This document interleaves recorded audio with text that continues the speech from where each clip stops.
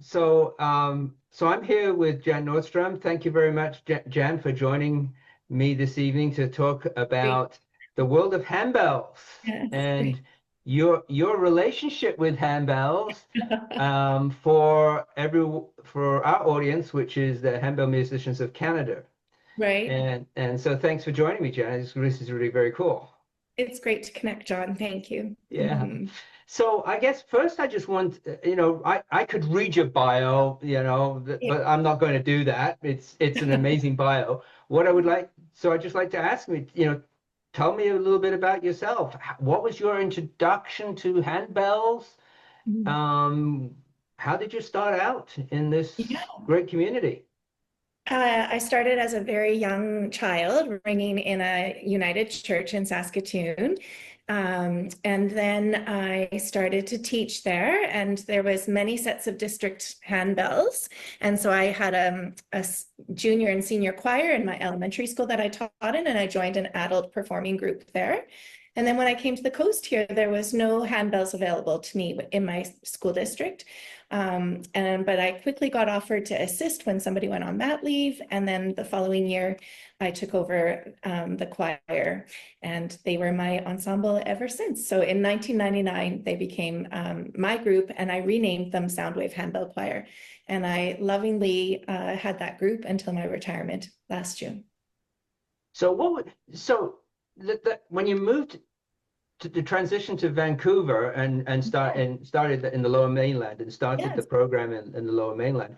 Prior to that, in your previous in your old schools, Mhm. were you running the handbell programs in those schools before I you? did. I taught in Saskatoon for 3 years, and I ran my junior and senior groups there as an extracurricular option for my students. Were there And bells there when you entered that program? they're not at my school, but at the school district, they Okay. had, I think, like 20 sets of bells. They did a massive capital purchase.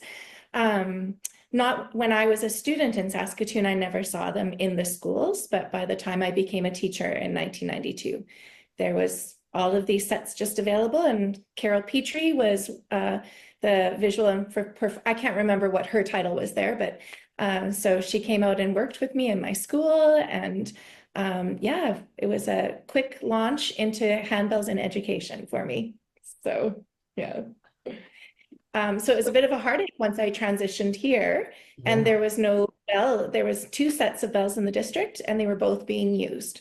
And so I just that went onto the back burner until they became available to slide in very slowly, but it was a quick launch into taking over myself. Yeah. Were you able to continue ringing at No, once? No, no. no, Okay. I did Yeah. not ring for um well, I only conducted. I joined Ann Hill's BC Bronze group, I think in maybe 2005 or six. So that's when I was able to continue ringing, practiced with her and in Sandra Tremblay's garage and out in Abbotsford, and had some really great memories with the BC Bronze folks from all over the island and from the Lower Mainland. Yeah. And I'm curious when you think about both the Saskatchewan experience and then the BC experience. Can you? This may be a difficult question to answer, but have there been some specific highlights that you think of in terms of your handbell playing or conducting career? Hmm. Well, right to come to mind would be my Soundwaves twin CBC win for the National CBC Music Class Competition. And Soundwave is a district ensemble made up of students in grades 7 to 12, and it varies over the course of the years that I had at the membership. But we entered in 2019 as a high school in the high school category for instrumental, and took first place and have a beautiful plaque up on my wall as a result. And the kids were, I think, a big part of it was just how proud the kids were of Yeah. themselves. And Yeah. sadly, March came of 2020, and we never did get to present our final concert. We had been named top 10 at our Christmas concert, which was just thrilling in itself. and then yes, won the prize after that. So Yeah. yeah, those So what students was that that was process like? What was that process like well, for we had entering that contest and then the process we had to itself? record our entry, and which we did here. I live in a condo in Port Moody, BC, and I rented our amenities room, and the kids all came out here on Remembrance Day. And when there was no school, we rehearsed, and then I had hired a videographer and a sound engineer to come here. That was our second entry that we had done, so we were trying something different. And they helped get a great recording of it. And the kids, we rehearsed, we went for a walk, we went for ice cream, we had a great retreat day. And in the middle of that, we recorded our take. It had to be one take off the floor with no editing. So super scary. And the very amazing thing about this was that we, two of my students did our arrangement for handbells. And so it was, I think that had a big part in our win, was that they took a piece that was not for our instrument and made a beautiful arrangement of it. So Amazing, amazing. mhm. Yeah. Any other, that's high on your list of highlights. What would be another one for you? Let's think Well, about one other one. of course, conducting at IHS. Yes. Like will never be that much of a second place to our win. What a thrill to conduct 750 skilled ringers from all over the world, and to learn about each other and to be part of the global community of handbell ringers, and to be on the podium with such highly esteemed conductors, and to learn from them. And yeah, what an amazing community event to be able to do that right here in my Right. second home. Yes, Saskatchewan's always home, but I call Port Moody home and Saskatchewan home. So yeah, so in for my sure, hometown, it was amazing. Yeah, for yeah, sure. So you mentioned you retired from teaching. yes, That must have been a bit bittersweet too, in terms of the students and the music program that you put together in the school yes. division. Yeah, I taught kindergarten to grade 7 music, and handbells were part of that. And then with my district extracurricular group, Soundwave, I had let them know that I was going to, it was my last year because I was struggling with some health things from teaching for 33 years, and my lungs just wouldn't stay healthy. And so I had already decided it would be my last year with Soundwave, trying to make my workload easier. And then I just was so sick that year I had to step away. And so I'm excited to be in my early retirement years, to be taking early retirement, and to have, I haven't been sick since I quit teaching. So I'm enjoying all the things that retirement holds, with a healthy body, not being exposed to germs of 200, almost 200 kids a day. Yeah, They were amazing. exactly. Yeah, They were yeah, amazing. And it was so hard to leave, John. yeah. Yeah, we finished with The Wizard of Oz in June of 2025. And after my final Soundwave concert in May, and what a finish. It was glorious. It was heartwarming. It was heartbreaking to leave a job that I loved. Yeah. But I'm super thankful that that time of my work is over, but I still have handbells and all the Well, let's opportunity. talk about that. Yeah, Yeah. let's talk about the transition, right? So you stepped out of the teaching but walked right into some really interesting opportunities that came up Yes. for you. Yeah. So I got approached to take over Resilience Ringers in the fall of 2024. And I knew that Virginia Bardluck's retirement was pending, and I did not want to run Soundwave and Resilience Ringers at the same time, being worried and aware of my health. But together with my husband, Ray, and I, we made the decision that this was an opportunity to walk into a group, established group, that I might not have if I let it pass, and thinking about, at that point, I didn't know that I was retiring. I hadn't decided that yet. So sort of just stepped in very carefully, but enthusiastically. garnered some new ringers because in the transition, some people stepped away. So some of my Soundwave alumni came in to join us, some of the parents of my Soundwave alumni. One of my current Soundwave ringers was with us. And a very cool thing is Soundwave's manager was a ringer before with me, then she became my colleague, and then I conducted her again as an adult. And so there was all these beautiful connections of who the new us became. And so Resilience Ringers was a name that Virginia chose, which was very personal, but I felt I wanted to start with my group. And so we became Fusion Handbell Choir, being a real fusion of people and ensembles and stories. And so, yeah, 15 ringers joined us, and we had a great first term, and now we're launching into our second spring concert series. And I just can't be more grateful for who's come my way with the skill sets that they have. And we've had some transitions in membership, which I'm learning as an adult handbell choir director is was quite something new that I haven't had to deal with students. You know, generally they would join in September and play the whole year, and they were generally there for rehearsal. And so travel plans and people's enjoying their retirements for those that are in that stage of their life. So it's, I'm learning a lot and I thought I knew a lot about conducting handbells, but I am learning a lot about conducting handbells. And I'm loving it. So yeah, I started Fusion in January of 25. And then we had to rent, they practiced in my classroom before I took over. And I had to rent my own classroom for Fusion to play. So it was $1,200 a year. So I thought, well, how can I think outside the box? So I approached Deer Lake Church that I knew had bells, and I didn't know what was going on with them, but I thought that they were silent.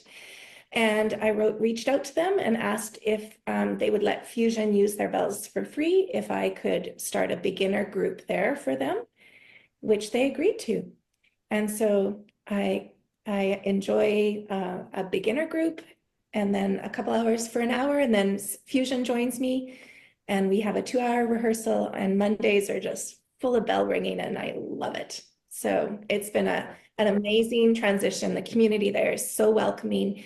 The minister has been incredibly easy to get to know and get to work alongside.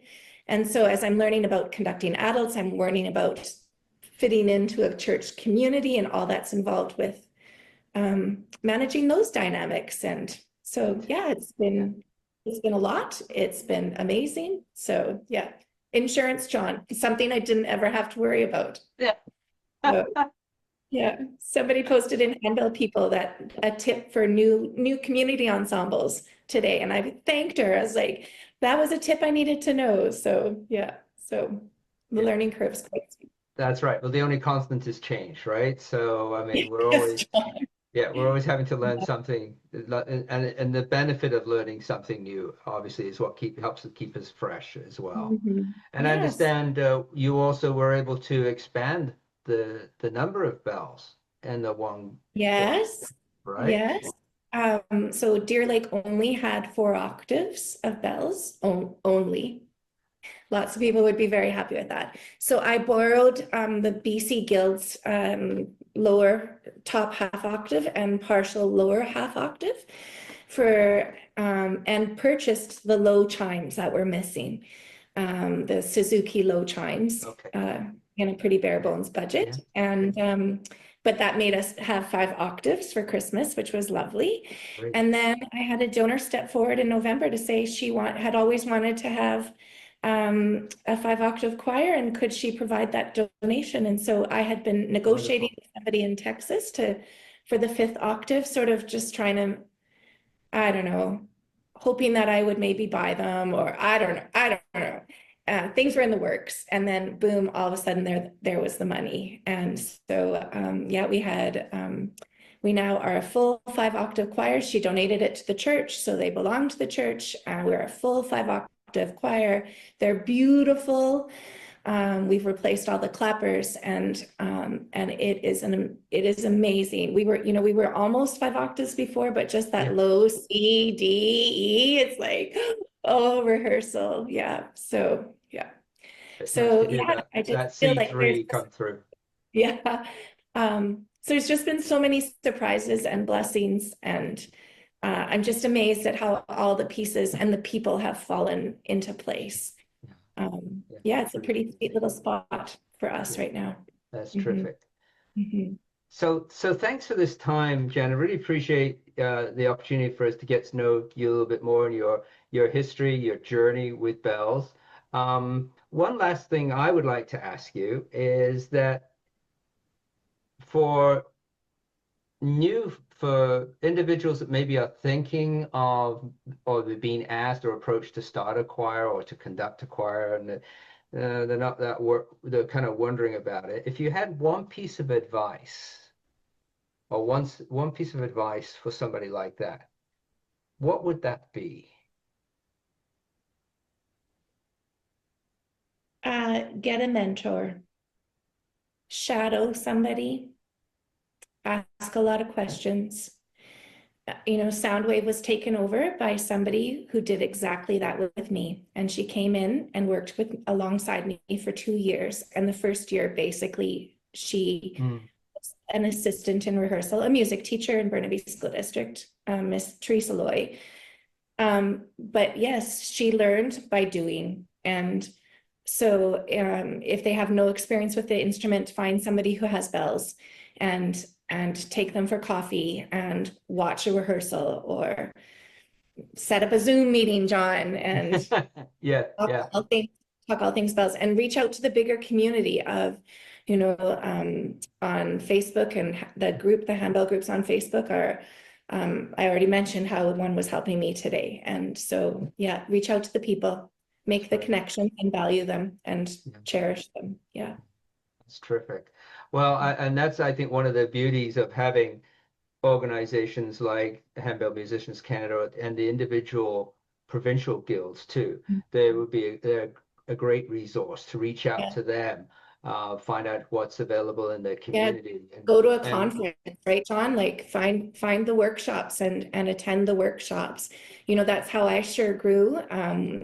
Once I got more involved here in the BC Guild and the opportunities that presented to being in, you know, going to Ontario and going to Florida and was invaluable in terms of my skill set and yeah. definitely. Well, And thanks, Jan. Sorry, go ahead. Go for come it. out to Canada Rings and get to a site for Canada Rings. I'm super excited for the opportunity to head on over to Alberta and to lead over there. And so, yeah, and what an exciting initiative by Handbell Guilds of Canada. No, what's it? Sorry, Handbell Handbell Musicians of Canada. Musicians. Thank you. Yes, there you go. Yeah, Handbell yeah, music by Handbell Musicians of Canada. Sorry that I. yeah. Mhm. No, that yeah, exactly right. If you're able to go to a conference and meet great individuals and musicians like Jan and get to learn from these folks across the country, it's a great opportunity, great experience to do Yeah. that. Well, thank you, John. Thanks for the time to chat. You're welcome, Jan. Thanks for this opportunity to talk to you. Okay. I'll, Appreciate it. I'll hope to see you soon, John. We Take care. will, for sure. Okay.